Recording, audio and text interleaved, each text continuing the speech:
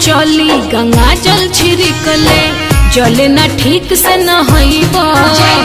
कान खोली बात हमार सुनाए स्वामी पूजा में शामिल न होईब। अच्छा काहे?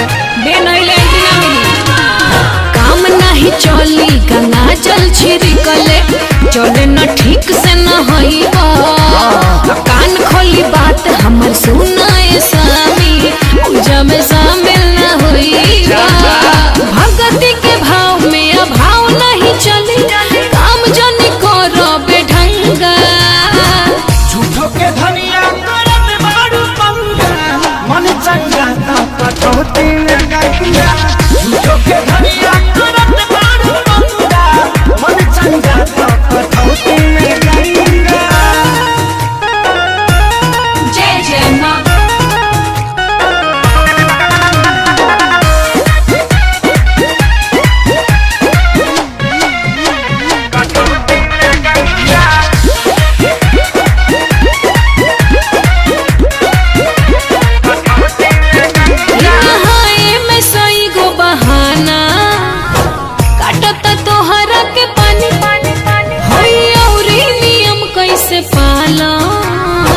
तोहरा से हम पूछो तानी कि हट बारू में हडारू पीछे पड़ी गईलू लेके तू झाड़ू वो हट बारू तू डालल पे मारी चाहतारू वो हट बारू। तोहरा से कम दू लोटा पानी से का तोहर बिगड़ी झूठे नु करो तार दंगा।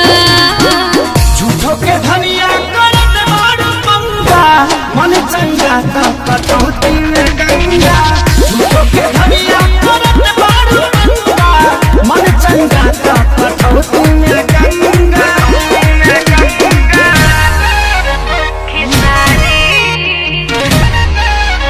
कटौती में गंगा। जय हो मैया काली जय जय हो भाभी वाली। कटौती में गंगा।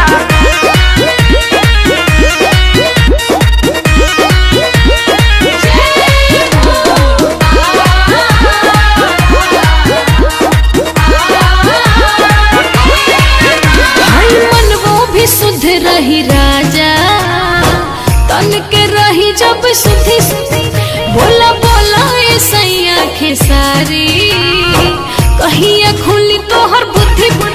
ए धनी प्यारी सुकुमारी सब देखो तारी महतारी गो धनी प्यारी। ए लाइक बड़ा न होई